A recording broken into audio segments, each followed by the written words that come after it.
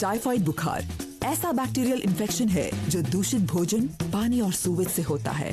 पर इतना ही नहीं, ये हमारी आंतों में छेद और शरीर के कई अंगों को संक्रमित कर देता है और दिन पर दिन इस पर दवाइयों का असर कम होता जा रहा है। टाइफाइड बुखार सैल्मोनेला बैक्टीरिया से होता है, पर वो नहीं जो आप सोच रहे हैं। सैल्मोनेला टाइफी बैक्टीरिया खाने में उपजने वाले सैल्मोनेला से काफ़ी अलग है, जो अमेरिका में मिलता है। मैं अनीता ज़ायरी हूँ। मैं bill and Melinda Gates foundation की एंटेरिक और डायरिया डिजीज़ टीम और वैक्सीन डेवलपमेंट और सर्विलेंस टीम की डायरेक्टर हूँ। मुझे फाउंडेशन में काम करने की इच्छा इसलिए हुई क्योंकि यहाँ गरीबों की बीमारियों पर काम किया जाता है और मुझे लगा कि मैं टाइफाइड जैसी प्रॉब्लम को सॉल्व करूं। जहाँ सैल्मोनेलोसिस संक्रमित जानवरों के कच्चे मांस या अंडों से शरीर में पहुँचते हैं, वहीं टाइफाइड सिर्फ इंसानों को ही संक्रमित करता है, पर मानव शरीर में आने से पहले ये बाहर भी जिंदा रह सकता है, जैसे कि संक्रमित पानी में। तो क्या होगा अगर आप 1 लाख सैल्मोनेला के जीवों को पी जाएं? पहले वो आपके स्टमक में जाएंगे, है ना? और अगर वहाँ आप स्वस्थ हैं तो आपके पेट में काफ़ी स्टमक गैस्ट्रिक एसिड होगा, जो स्वस्थ इंसानों में होता है। तो वो स्टमक एसिड सैल्मोनेला को मार देंगे और आप बीमार नहीं होंगे। पर बच्चे और कुछ वयस्क जिनके स्टमक में ज्यादा एसिड नहीं बनता, उन्हें टाइफाइड इन्फेक्शन होने का खतरा ज्यादा होता है। अगर टाइफाइड बैक्टीरिया स्टमक एसिड से नहीं मारे जाते तो वो आंतों की कोशिकीय झिल्ली में चले जाते हैं। इससे इम्यून रिस्पॉन्स पर बहुत बड़ा असर पड़ता है।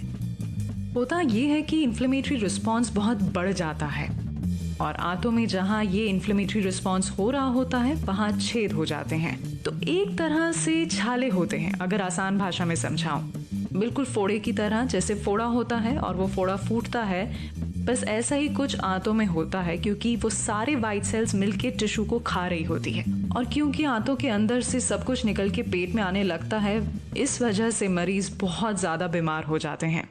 यहाँ से वो एंटेरोसाइट्स के नीचे बने लिम्फॉइड टिश्यू में चले जाते हैं, जिन्हें पेयस पैचेस कहते हैं, और वहाँ से खून में जाकर शरीर के बाकी अंगों जैसे लिवर, स्प्लीन और बोन मैरो तक पहुँचते हैं। ये लिवर से निकलने वाले पित्त रस से दोबारा आंतों में जाकर बड़ी आंत में पहुँचते हैं। इस तरह शरीर से निकलने वाले मल के द्वारा दूसरे लोगों तक पहुँच जाते हैं। कुछ मामलों में टाइफाइड बैक्टीरिया पेयस पैचेस में टर्मिनल इलियम की पूरी झिल्ली में अल्सर कर देता है, जिससे छोटी आंत में सुराख हो जाते हैं। इस खतरनाक स्थिति में मौत हो सकती है, जब तक कि पेट को खोलकर सर्जरी से उसे रिपेयर ना किया जाए। ये बैक्टीरिया भयानक रूप से दूसरे अंगों जैसे दिमाग, हृदय और पैंक्रियास तक पहुंच जाते हैं, जिससे इन हिस्सों में इन्फ्लेमेशन होने से पैंक्रियाटाइटिस, मेनिंजाइटिस जैसी बड़ी परेशानियां हो सकती हैं। टाइफाइड से होने वाली ये गंभीर दिक्कतें बीमार होने के 2 से 3 हफ्तों बाद होती है। अब तक मरीज बेहद कमजोर हो चुका होता है और उसका बुखार खतरनाक तापमान तक पहुँच गया होता है। दूसरे लक्षण है सिर दर्द, मांसपेशियों में दर्द, भूख की कमी, डायरिया और चकत्ते।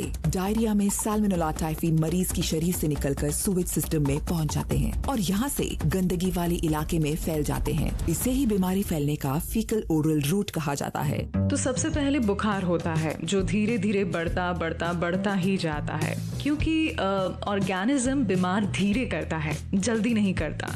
क्योंकि कोई जीव शरीर में आके शरीर को जल्दी मारेगा तो फैल नहीं पाएगा, पर टाइफी चालाक होता है, इसीलिए ये आपको जल्दी नहीं मारता, धीरे मारता है। तब तक आपने कई लोगों को इन्फेक्ट कर दिया होता है। ये टाइफी के जिंदा रहने का तरीका है। पूरी प्रक्रिया में मानव कोशिकाओं में रहकर बैक्टीरिया इम्यून सिस्टम से बच निकलता है, क्योंकि ये ब्लड स्ट्रीम और टिश्यूज के मैक्रोफेज सेल्स में रह सकते हैं, इसलिए काफी लंबे समय तक बचा रहता है। अच्छी खबर ये है कि टाइफाइड एंटीबायोटिक से ठीक हो सकते हैं। बुरी खबर ये है कि जो दवाइयाँ पहले बहुत असरकारक होती थी, वो अब ज्यादा विकसित हो चुके सैल्मोनेला टाइफी को नहीं मार पाती। इसे एक्सटेंसिवली ड्रग रेजिस्टेंट या XDR कहते हैं। इसे ठीक करने के लिए बहुत कम दवाइयाँ बची हैं। अगर आपको XDR टाइप का टाइफाइड हुआ है, इसीलिए अभी टाइफाइड के लिए वैक्सीन बहुत ज़रूरी हो गए हैं। अभी तक हमारे पास कुछ वैक्सीन्स हैं, पर वो सिर्फ बड़े लोगों पर ही काम करते हैं, यानी 6 साल से बड़े। हाल ही में टाइफाइड पर बहुत अच्छा काम हुआ है कॉन्जुगेट वैक्सीन बनाने का, जो काफ़ी असरदार है। प्रोटीन कार्बोहाइड्रेट कॉन्जुगेशन से वैक्सीन बहुत छोटे बच्चों में भी काम कर पाता है, क्योंकि उनका इम्यून सिस्टम अपने आप कार्बोहाइड्रेट एंटीजेंस को नहीं संभाल पाता। बहुत थोड़े मामलों में टाइफाइड से ठीक होने के बाद भी बैक्टीरिया मरीज के गॉल ब्लैडर में छुपकर जिंदा रहता है। ऐसे लोग आसपास के लोगों को संक्रमित कर सकते हैं।